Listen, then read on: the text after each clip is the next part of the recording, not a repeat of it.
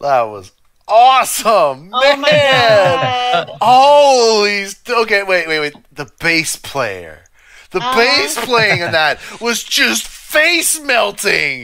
It was, oh man, like all of them were super good. All of them were super good.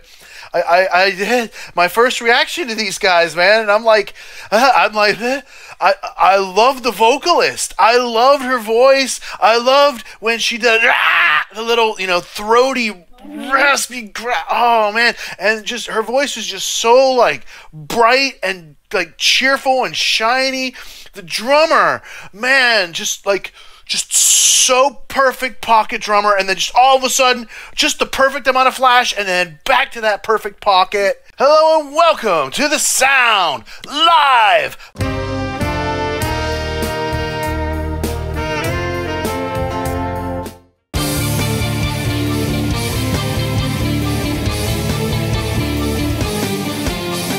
My name is Matthew, so everybody welcome to the show, Kyle Walz. Kyle is a singer-songwriter and really cool guy who's got a brand new album that he is starting work on. Kyle, why don't you tell us really briefly, give us a little teaser. Oh yeah, so the audio for this new album and is going to be called Mask. It has some interesting experiments on it, and I'm about halfway done, as in done, mastered done with the audio. So that's a nice thing. So I'm aiming for October 1 being done so I can start with other stuff. Right on. Oh. Jennifer Valaket. Hello, hi. Jennifer. Jennifer is a flute player and a saxophone player. She teaches music lessons.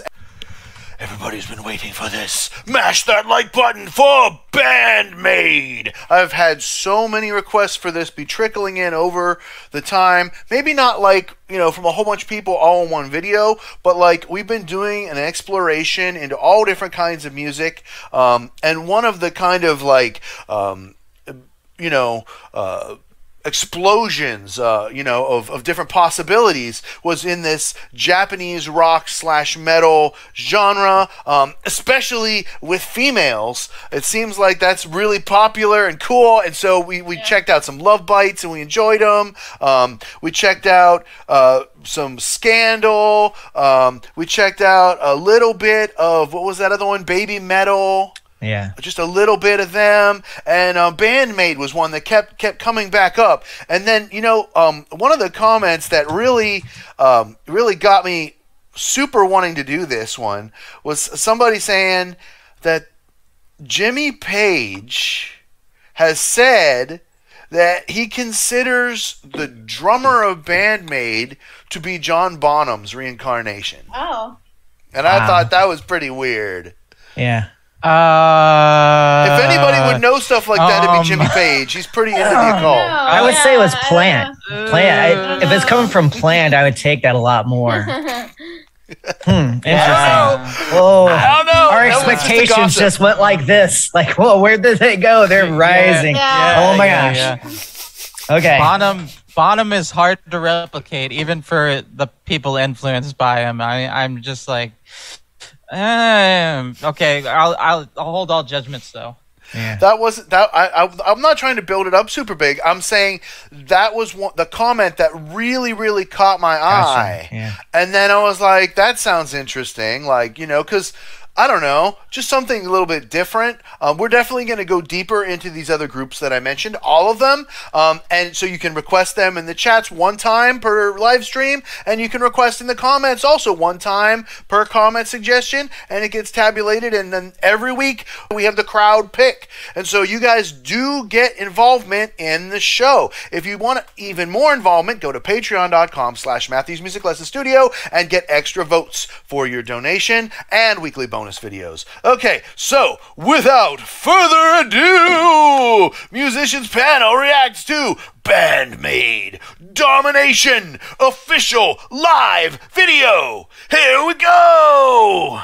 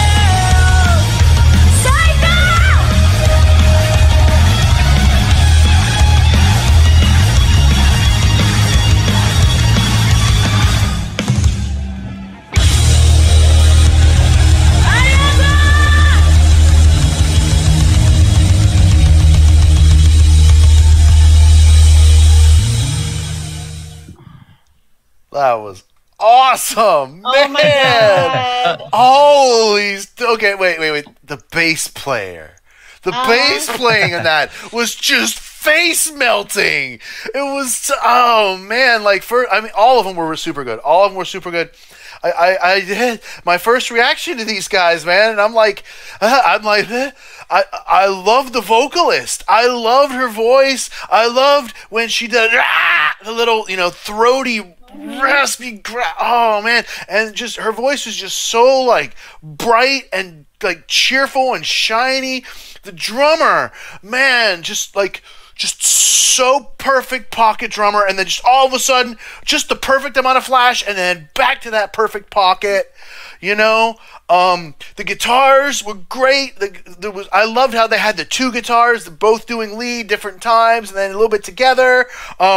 Maybe the guitars weren't, I don't know, like not as show stealing maybe as Love Bites, maybe, but I feel like the vocals and the drums on this were just incredible. The bass player was just incredible. And of course, the guitar players were really, really, really, really good. Everything just came together, and it was just like, I loved all the changes in the song. It was a roller coaster ride. It's taking you, starting off just blasting, right? Just full speed ahead, like just nuts. And then it breaks down, right, in the vocals. Then later they have the nice halftime thing where it's like all sludgy. And I mean, that it checked all the boxes. It pressed all the buttons.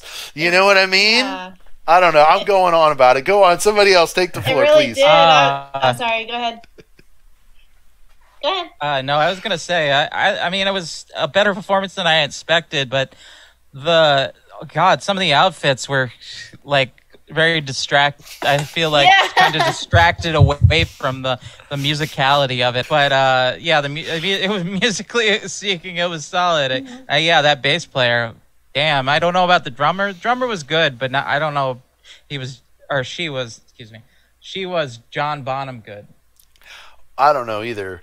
But one of the things that stuck out to me, like a lot of times when you listen to metal, the bass kind of blends in. Like for example, Dream Theater. A lot of times the bass, what John Myung plays it's good and it sounds good, but in a lot of the songs it kind of blends in, especially in the ones where he'll do unison with the guitar riff. They do that a lot. Well, they'll be playing a similar line, But on this one, I just loved the counterpoint. Like, I never felt like the bass and the guitar were playing the same thing at all, ever, and I like that, because it's just, like two different people, why? I mean, it's not saying that playing the same line is bad. Sometimes it's a cool effect and it's necessary. But, like, in that song, the bass was completely independent of the guitars, and to me, that was just exceptional. Yeah, I thought it was really cool. And, like, were you guys reading the English part at the bottom, the translation? Because the words, I was reading the words at the bottom, and like it was all about like be yourself, let the world know who you are, be yourself, things like that. And like it was just really cool messages too, I thought, in the lyrics. I always struggle with the be yourself part too, but like I mean, everything musically was amazing. Like honestly, all the different things they did musically with the solos and stuff, and oh my gosh. But yeah, I agree though, the outfits were a little I kind of like I think that was a maid outfit in the beginning, obviously. Like because of the band. So that, I mean, I saw that one obviously, but but yeah, I was overall I loved it. Well, Kyle, I didn't hear much about you for this one. I got 3 minutes left in this room. Why don't you go ahead? Yeah.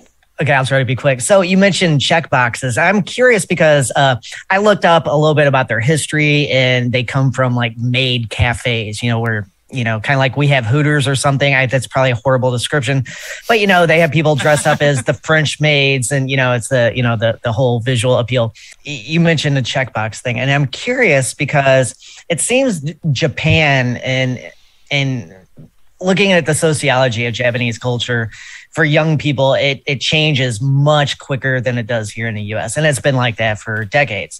And what's interesting to me is bands like Love Bites, Scandal, Baby Metal, this one, the ones that, you mentioned earlier, that I wonder how much of it is someone gets this idea, they sell the idea, and like there's some promoter or promotional group or something like that is helping them. Because cast them. Well, and what you mentioned, like with the songs, to craft a song that hits all those boxes, and you know, as a songwriter, when you get in the throes of the passion of a song and the muse is grabbing you, you know it's hard to start thinking of check boxes. You know, that takes a lot of training and stuff. And you could imagine, I'm curious how much of a team effort of people not in the band goes into putting that together. And I'm also thinking of when we look at these Japanese bands like this, how people always say, you have to see the live version. Like that's so much better than the studio for, I don't know, for whatever reason. I get you get the visual appeal and it's real-time visuals instead of produced visuals. But there was just a lot of curiosity because you have a bunch of bands that are not genre-wise similar. I mean, Scandal's different than this, and Love Bites, of course. You have a little overlap, but I wonder how much of that people are looking at this because obviously this makes money, you know. And I'm just thinking of the kind of meta aspect because it's from what I saw very quickly that people into anime and stuff like this band. You know, that doesn't mean other people can, of course, but, you know, that visual appeal, you put females in maid suits and, what is supposed to be male is, is supposed to go, oh, well, look at that, and you have those aspects. You have the musicality, the performance. You have to watch them live, outfits, etc., musicality. I don't know. All this is really interesting, Well, it's true. I'd like to go ahead, Eve. No, I was gonna say I'm getting attacked in the comments for my comments on the. They're like, I'm not too keen on what you're wearing. Like, everybody, that is Eve's maid outfit. Yeah, I'm wearing a crop top. So what? Oh my God, that's what she cleans house in. It's all good. It's all good. The sound is a casual show. You're not expected to dress up. There's no uniform. There's no requirements. Just as long as all your naughty bits are covered, we're good. All right. I thought they were cute. I thought they were cute. I didn't think it was, a bunch of innuendo or anything. I mean, like you see actors on a stage, actresses on a stage, whatever, if you want me to differ, and they're in their costumes. I mean, it's a show. Yeah. So it's like, and I'm not downing on you, Eve. Everybody that's what the sound's all about, is sharing opinions. Like, if we all had the same opinion about everything, the show would be boring. It wouldn't be a hit. Right. The reason why it's a hit is because I have been fortunate enough to network with some really awesome people who I'm talking to here, and you guys are all different. You all have your unique likes, dislikes, your unique, so the songs everybody brings is different. Like Sarah brings a totally different energy than Jennifer, and Kyle brings a totally different energy than Eve. Everybody's totally different, and like I would love to have some of the other people that we've had on more, like Ken, maybe some in the future, have him on again, or Alwyn from Kilometro 1. I'm branching out. So if there's anybody watching here that's like, hey, I'd really like to do this and be on this show, well, maybe let's talk. And hey, I'm looking for people. So maybe if you have something you can add unique to the family here, that's cool. But I think the most important thing to take away from this was, I agree with Watch It Live. I agree. And I mean, that was my mistake in choosing the Baby Metal one, is that it was I think it was just a studio video that had footage in it, but it wasn't the live sound. And I mean, the live sound to me is just way more impressive than studio sound, because like you don't even, with an album these days, you don't even know how much of the studio record was made by the producer and the engineer, and how much of it was actually made by the band. You know what I mean? Yeah. Well, and I've been thinking about this a lot for some of the other videos I've been doing. The idea of legitimacy in music, and like back in the 90s, you have Green Day. I remember when Green Day was the Southern California almost emo-ish punk band before emo was the whole side part skinny jeans thing as it was in the early 2000s. But it's like, oh, they play pop punk and they always have like a slow song, and then Dookie, of course, changed the whole world's view on stuff like that. But the idea of like Green Day is no good anymore after Dookie, because they made it, and it seems that a lot of people, especially drawn to bands, like what we just saw in Love Bites, etc. That group coming from Japan, it's like the idea of like to me, if you're on stage and every note is totally perfect as it would be in the studio, how is that really that different? And I don't know. I just think of different things like that. It's like, why do people think that, I get seeing it live is impressive, but if you sit down and do it in the studio, if you're standing on stage sweating and doing it, there's not a whole lot of difference, and so the idea of legitimacy. Oh, no, the energy. No, I disagree. I disagree. Even if it sounds exactly the same note for note. And I think Dream Theater is a good example for that, because I've seen them twice. And both times I saw them, every song they intended to do note for note. I mean, there might be a couple of spots where LaBrie's vocals didn't quite hit the pitch or whatever, but like they intended to do it exactly like the records, like straight. And but yet, to me, that makes no difference. The feeling, the emotion, the energy of being there live, that energy, it's so much different than putting on a record. Does that come across some video? I've seen Dream Theater. I'm as bored listening to Dream Theater in these videos as I probably would be at a concert. Dream Theater. I mean, and it's nothing against them, and likewise, I could go to a show and be bored out of my mind. And, and that's to me, true. Part of it is the visual appeal of live music, especially, YouTube and stuff. Just because it's live, that doesn't mean it's incredible. I mean, like, I've been to a lot of open mics where I'm glad I brought my earplugs. But I mean, but hearing like Dream Theater or whichever band note for note live, I'm like, if I'm hearing it live, you're talking about the feeling. I want some interaction. I want some variety. I don't want to hear the album, that I bought. The album is so full of feeling. Yeah. And then when it's expressed live, the energy is different. And like, so why is a live performance that much superior? Like being there live is the top. You're saying being there. Then remove watching being there. It live is about here, and then like studio album is about here. It's just 3 different levels, is what I think. And I'm not saying a studio album's not good. I love music videos. I love studio albums. I listen to music all the time. But like Scary Pockets, right? A lot of their arrangements that they do, they're performing live. You're hearing the feed from what you're seeing. A lot of them, it's not Milli Vanilli. They're not reproducing a video to a mix, right? A lot of them. You can tell. I love that. That makes it just a little bit cooler to me, because I'm a musician. Well, and it's, I don't know, to me, it's like if something is the exact same, and keep in mind, if you're in a concert setting, you have people, there's a whole, that's where the energy comes in. But to me, watching that video that we just watched and hearing the studio version, if it's the same thing, how is that going to be different? You get what I'm saying? Besides, maybe, seeing them in maid outfits versus maybe just seeing the album art or something. But to me, I don't know, maybe it's because I'm trying to be objective. Like I said, I'm the robot of the group. Well, if you've already, I don't think you're a robot. If you've already seen my cover videos, if you've already heard my original songs, then why tune into my live stream on Thursday and hear me sing them live?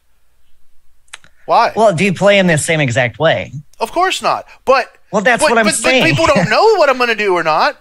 Like, I happen to be more rooted in jazz and blues, and yet I love rock. If you can feel that, right? Well, that's where my heart is. It's a mix. I think for us on our level, I don't know that anybody is like just itching to see, well, I want to hear, Kyle or Matthew play live or, do this. I want to, I'm talking about like people like what we just saw, people that are gaining a worldwide audience, building something up. And to me, I don't know.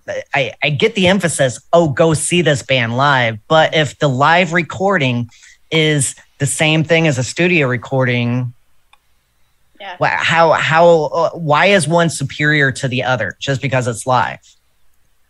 I mean, I get from a musical standpoint, hey, they're doing this, but there's different cultures that, practice and, encourage perfection in a way that we don't in our culture, you know, and there's that aspect. And as Americans, we always appreciate cultures that, you know, encourage perfection when we're wanting to sit around and, you know, do something else. Oh, that is you know? so stressful. Yeah. We could have a whole video discussion about that, because totally, I've been going through that so much. My wife, that pressure to always be on your A game, no matter what, you know? Yeah. Well, I don't know. I'm always curious why, you know, it's like, well, this recording is better than that one. Well, if they're the same, you get what I'm saying? It's like, here's the scales. One doesn't tip. I mean, it's, I don't know. It seems preference. I'm always curious why people legitimize one over the other. You know, if you practice and you play all the notes perfectly, I mean, why aren't you sitting in an orchestra making little money? But, you know, that's, yeah, no, I mean, where do you achieve the balance in that, right? Like, as a musician who performs live, like, for example, like, I only recently started composing solos. I would just go off the cuff for a while there. Yeah. So every show would be different. I guess I'd be playing some of the same songs, but we would keep it fresh for me. But I guess, you know, if people have an expectation as to what it should be or what it is, then I mean, more composition within like a lead, for example, would be good, and it would keep a consistency going. But I think us as musicians tend to we get bored, right? Yeah. I actually have to run here in a minute. Sorry, guys. Cool, Jen. Well, we really appreciate having you. And if you got to get going, you're welcome to just take off. And we're going to be finishing up any minute anyway. Okay. But I'm really glad we switched rooms so we could have a little bit longer discussion about this. Yeah. Thank you, guys. And it's interesting listening to everybody's takes on this, too. So. Cool. Anything else you want to say before you head out? No, I really liked the performance. I really thought the lighting was really cool too. They had some really cool lighting and special effects and stuff with it. So it was I think it was a nice way to, you know, end the show with. I thought that was a good performance. So. All right. Thank you for being with us, Jennifer. Go over to Jennifer's music page and subscribe. Thank you. Thanks, guys. Bye. Bye-bye, Jen. Do me a big favor. Like this video, share it out, and subscribe. Evelyn Holland. Evelyn is awesome singer-songwriter and leader of the band Keys of Solomon. You can find her music at keysofsolomon.bandcamp.com. Progressive black metal. Yeah. Please go listen to it. Yeah, new stuff is in the works. And also, Kyle Walz, singer-songwriter, artist. You can find him on all the streaming platforms like Spotify, etc. But download his music from kylewalz.com. That's right. Brand new stuff in the works. So, Kyle, you got a bunch of text all over your face right now, Kyle. You need to go take a shower. You need to take a shower and wash all that text off your face, man. No, it's my fault. I didn't move the box over, and I really should, because it would look better if I did. Yeah, and this mouse isn't plugged in. Remember? Okay. Right. So, like I said, Patreon.com/Matthews Music Lesson Studio, where you can get a bonus video from me every single week. Sometimes it's a cover or a collaboration you won't see anywhere else. Sometimes it's a react video that you get to have a month or more in advance. Sometimes it's going to be a special lesson that you can only get on Patreon, or bonus content from my podcast, Flowering Creativity. So make sure you go there and learn more about Evelyn Holland right now at patreon.com/Matthews Music Lesson Studio. The nonprofit to support the channel and help us to meet our funding goals is liberapay.com/Matthews Music. Please support the channel weekly at LiberaPay, and resting assured, you're not paying LiberaPay anything. They're nonprofit and they're not keeping a penny. Or you could simply send me a tip right now with a super chat on YouTube. I have enabled it. I made sure it's working. You can do it. Beat the live chat line here. Send me a super chat right now. Also, you can buy me a coffee. You know I love my cold brew at buymeacoffee.com/MatthewsMusic. I need a coffee for tomorrow morning. Send me $5 and I'll go to the store and grab me my coffee for the morning. I love having my coffee in the fridge in the morning, right? Then I don't do nothing. It's nice and cold. And Venmo at Matthews Music. You can send me a tip on Venmo. Chat's coming up now. And one final thing, MatthewsMusicLessonStudio.com is where you get your music lessons. And you can be anywhere in the world. I do tons of different kinds of instruments, including vocal, guitar, all forms of saxophone, clarinet, ukulele, bass guitar, all that stuff at MatthewsMusicLessonStudio.com, and record the lessons to keep them forever on your device. And so we'll see you all next time on The Sound Live.